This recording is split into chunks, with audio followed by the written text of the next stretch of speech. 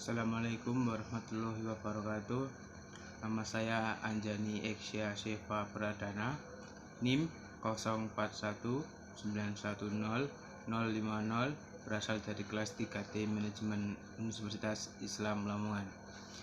Di sini saya akan menjelaskan bab 16 tentang kebijakan investasi dan pembelajaran modal kerja. Yang pertama, pengertian dan pentingnya modal kerja.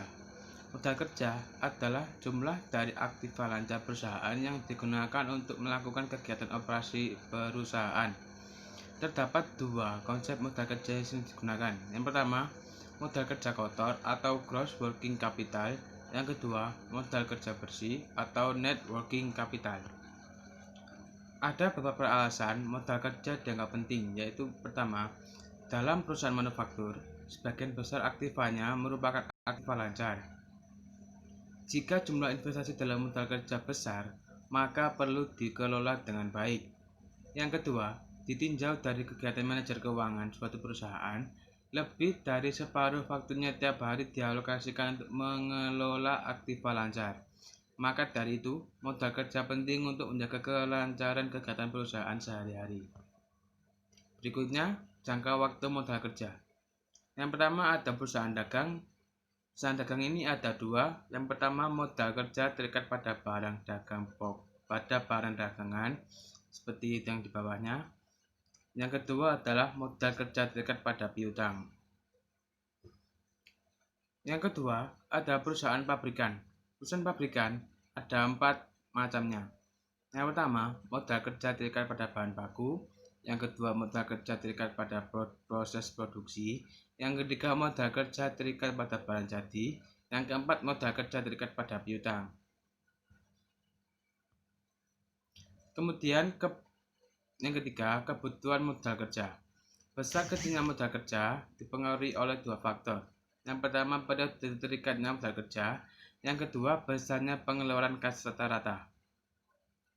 Seperti ini contoh aktivanya. Berikut adalah contoh perhitungan modal kerja menurut Rianto. Ini adalah keterangannya. Kemudian yang keempat, kebijakan investasi modal kerja. Terdapat dua pertanyaan mengenai kebijakan modal kerja, yaitu berapa modal kerja atau aktiva lancar yang tepat bagi suatu perusahaan dan bagaimana membelanjakan modal kerja atau aktiva lancar tersebut. Ada 3 kebijakan yang berkaitan dengan besar kecilnya jumlah investasi dalam modal kerja. Yang pertama, kebijakan konservatif. Yang kedua, kebijakan agresif. Dan yang ketiga, kebijakan moderat. Kemudian yang kelima, kebijakan pembelajaran modal kerja. Kebijakan pembelajaran modal kerja berkaitan dengan penentuan jenis sumber dana yang akan dipakai untuk membelanjai investasi dalam modal kerja.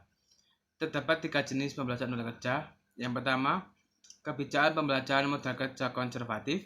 Yang kedua, kebijakan pembelanjaan modal kerja moderat.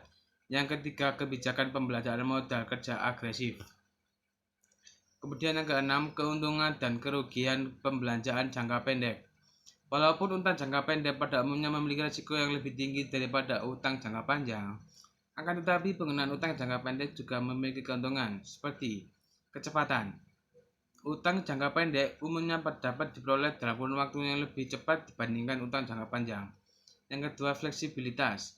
Jika perusahaan membutuhkan dana untuk memenuhi kebutuhan yang bersifat musiman, perusahaan barangkali tidak ingin terikat dengan utang jangka panjang karena 1. Biaya untuk menolak pinjaman jangka panjang lebih mahal. Yang kedua, suku bunga utang jangka pendek pada umumnya lebih rendah daripada suku bunga utang jangka panjang.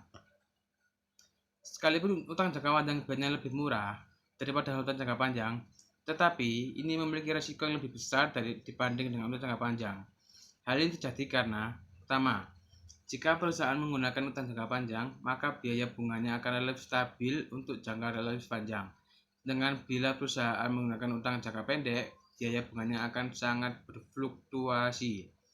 Berikutnya, jika perusahaan terlalu banyak mempergunakan utang jangka pendek, dapat terjadi perusahaan mengalami kesulitan untuk memenuhi kewajibannya, sehingga pihak kreditur tidak bersedia untuk memperpanjang pinjaman. Sekian dari penjelasan saya. Saya harap Anda paham. Terima kasih atas waktunya. Assalamualaikum warahmatullahi wabarakatuh.